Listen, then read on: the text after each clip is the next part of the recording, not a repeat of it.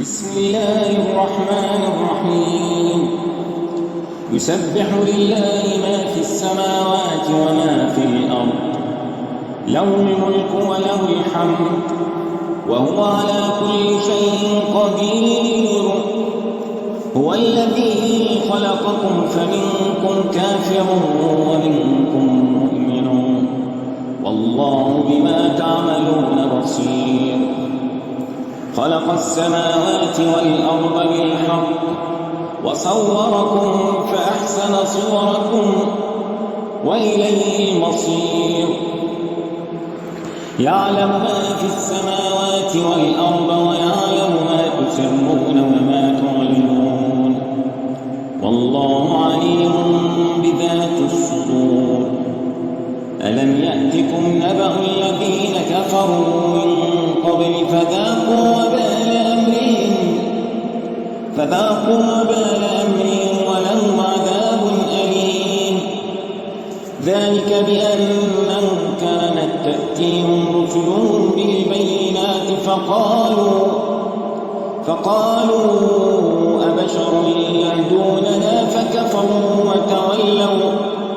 واستغنى الله والله غني حميد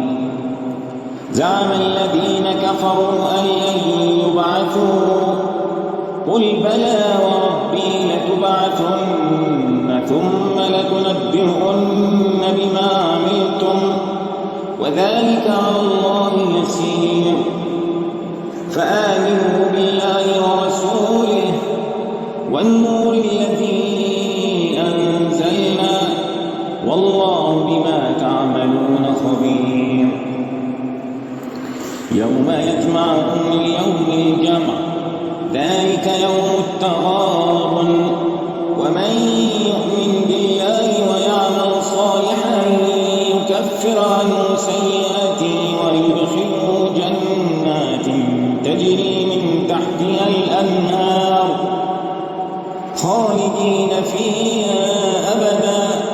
ذلك الفوز العظيم والذين كفروا وكذبوا بآياتنا أولئك أصحاب النار خالدين فيها وبئس المصير ما أصاب من مصيبة إلا بإذن الله ومن يؤمن بالله يهد قلبه والله بكل شيء عليم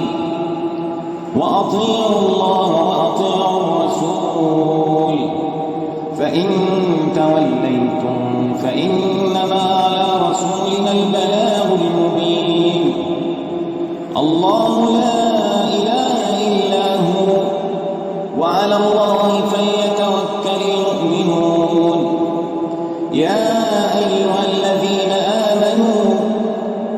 إن من أزواجكم وأولادكم عدو لكم فاحذروهم